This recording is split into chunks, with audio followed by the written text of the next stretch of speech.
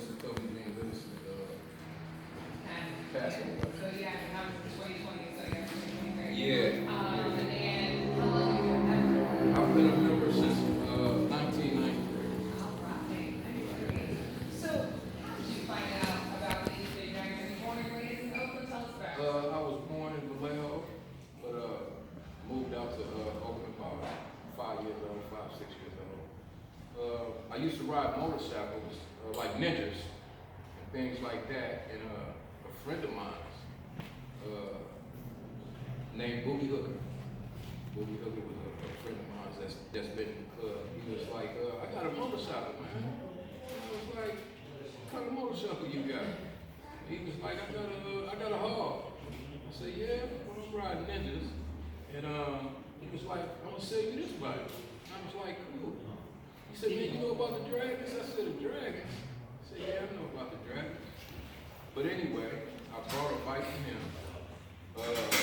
We both came down to the East Bay Dragons and hung out for quite a long time. And when I got down here, I was surprised because all my homeboys was here. A lot of my homeboys was here. And me and him kind of came like a big bond. You know, we would ride together. Like Hop was saying, they'll ride 2 out 2. We would ride together, switch our gears together, you know, burn rubber together, do things like that. When I first came in the club, I had Mr. K. Cloud. You know Mr. K. Cloud, he's the owner of All Goods Bakery. I had Chopper Twan, me, and Booby. We all 4 came in together in 93. So we still around. We still around doing our thing and getting there. Why was it important to you to remain in the club and continue this legacy? It's a great thing. I guess the cat is out the bag. You know, we all black. Sometimes it's very, very hard for a lot of black people to stay together without fighting, fussing, and you know, perhaps killing each other, right? So when I got in the club, I seen that thing that when black people come together, how great it is. It's a great thing. You know, especially for some brothers to come together from different mothers, from different places of the map, you know, and stick like glue. You know what I'm saying?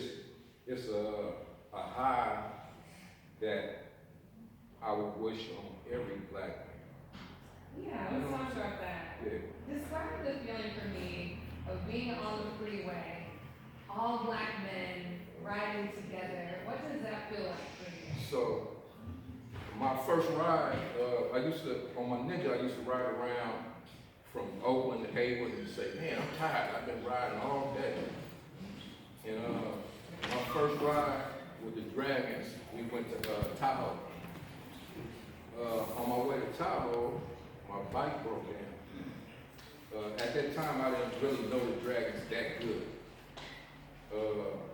My bike broke down. They was like, hey man, put this thing on the truck. We're gonna still go up to Tahoe. And I was like, no, I'm gonna go back home. And they almost beat me up and made me put my bike on the truck. So when I got in the truck, one of my old members, rest his soul, named Lil Mac, he had the truck. We would have bikes that would have small tank, my main man Gigi over here. He had a bike with a small tank on it, so we had to keep gas in the truck, the gas of the bikes to keep them going. It was a few bikes like that. But anyway, me and Lil Mac was in the truck, and every time they would hit a corner or whatnot, I would be searching, looking for them, like I had on, you know, my magnifying glasses, looking for them. You know, as every time they went around the corner, you would just see our patches and our helmets. And I've been high ever since. You know, caught up with these guys.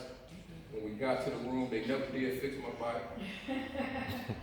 We brought it all the way back home. And I've been here ever since. Yeah, So how would you describe that being on the road and being with people that you consider your brothers?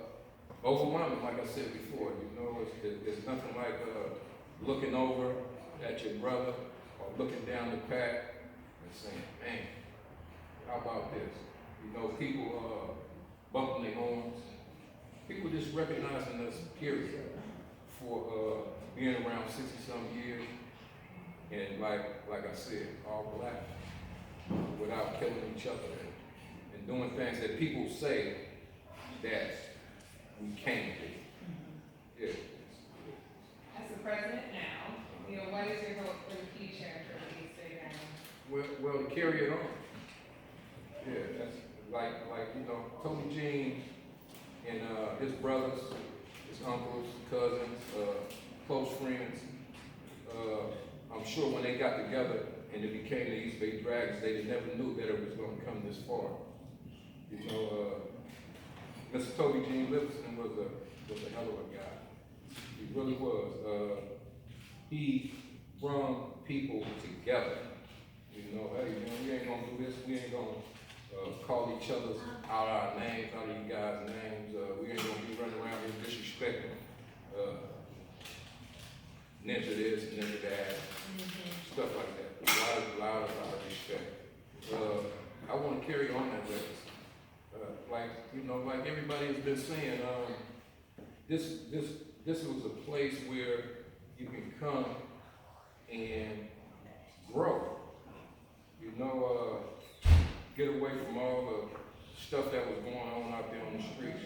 It kind of helps you become a man.